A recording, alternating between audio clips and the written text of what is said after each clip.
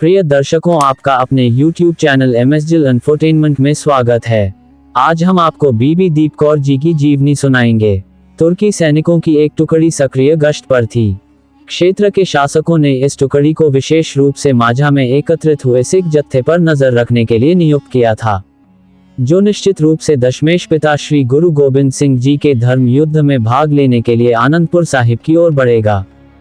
इस टुकड़ी को सौंपी गई अतिरिक्त जिम्मेदारियों में उन लोगों में डर पैदा करना शामिल था जो सिख जत्थे के साथ सहानुभूति व्यक्त करते हैं या उसका स्वागत करते हैं या किसी भी तरह से उसकी सेवा करते हैं। इस कारण से तुर्की की टुकड़ी हमेशा सिख जत्थे से आगे चलती थी। होशियारपुर जिले में आनंदपुर साहिब जाने वाली सड़क से 3 मील की दूरी पर तलबन नाम का एक गांव है। हमारी कहानी का विषय बीबी दीप कौर जी इसी गांव की निवासी थी।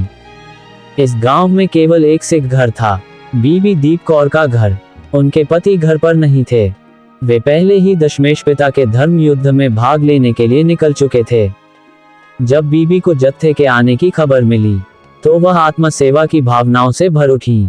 उसने अपने आस पड़ोस की दूसरी महिलाओं को अपनी भावनाएं और इच्छाएं बताईं।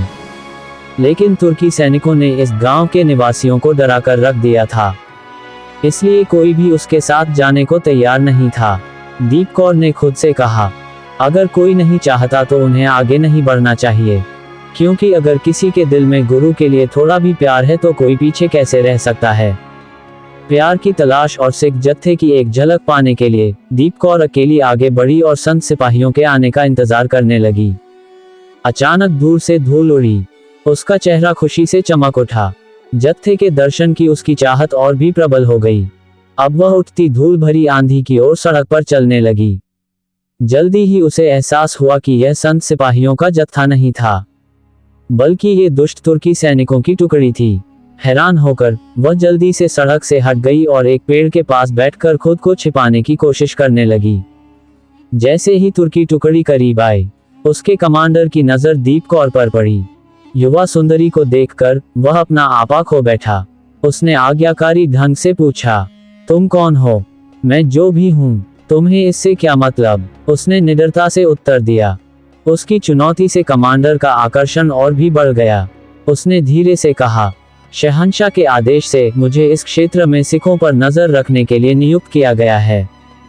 चूंकि सिख जत्था इस ओर आ रहा है, इसलिए मुझे ये पता लगाना है कि तुम सिख हो या नहीं। उसके चेहरे और गर्दन पर चोट के निशान थे। हालांकि उसके घावों से बहुत ज्यादा खून बह रहा था, फिर भी उसने हिम्मत बनाए रखी और मर्दों की तरह लड़ती रही। आज तुर्की सैनिकों को एक महिला ने चुनौती दी। सड़क पर दूर घोड़ों की आवाज फिर से सुनाई दे रही थी। इस बार संत सिपाही का जत्था आ रहा था। जैसे ही तुर्की सैनिकों ने सिख जत्थे को देखा, वे डर गए। तुरंत अपने घोड़ों पर सवार होकर अपनी जान बचाने के लिए भागे। कमांडर और उसके 5 साथियों की लाशें जमीन पर ठंडी पड़ी रह गईं। सिख भाइयों को आते देखकर दीप कौर खुशी से भर उठी। उसने जल्दी से सड़क की ओर बढ़ने की कोशिश की, लेकिन नहीं बढ़ पाए। उसका बहुत ज्यादा खून बह गया था और इसलिए वह चलने में असमर्थ थी। वह बेहोश होकर जमीन पर गिर पड़ी। सिख जत्थे ने उस स्थान पर पहुंचने पर बेहोश दीप कौर और तुर्की सैनिकों के 6 शव देखे। उन्हें स्थिति को समझने में ज्यादा समय नहीं लगा।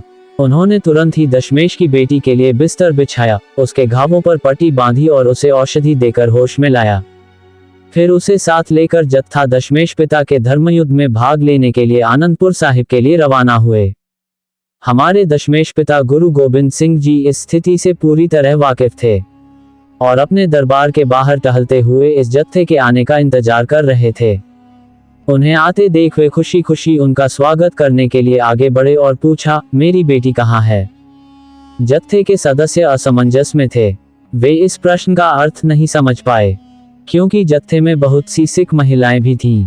गुरु साहिब जी ने बेटी के संबोधन से किसे सम्मानित किया, वे समझ नहीं पाए। इस बीच गुरु साहिब जी तेजी से घायल दीप कौर को ले जा रही पालकी की ओर बढ़े। पालकी का पर्दा उठाकर उन्होंने उसे गले लगाया और उसका माथा चूमा और कहा, यह मेरी बेटी दीप कौर है। ऐसी बेटी के कारण ही मेरा पंथ चढ़ती कला में रहेगा। हमें सुनने के लिए अपना बहुमूल्य समय निकालने के लिए आप सभी का धन्यवाद। अधिक वास्तविक तथ्यों और सिख इतिहास को सुनना जारी रखने के लिए हमारे साथ जुड़े रहें। वाहेगुरु जी दा खालसा श्री वाहेगुरु जी दी फतेह।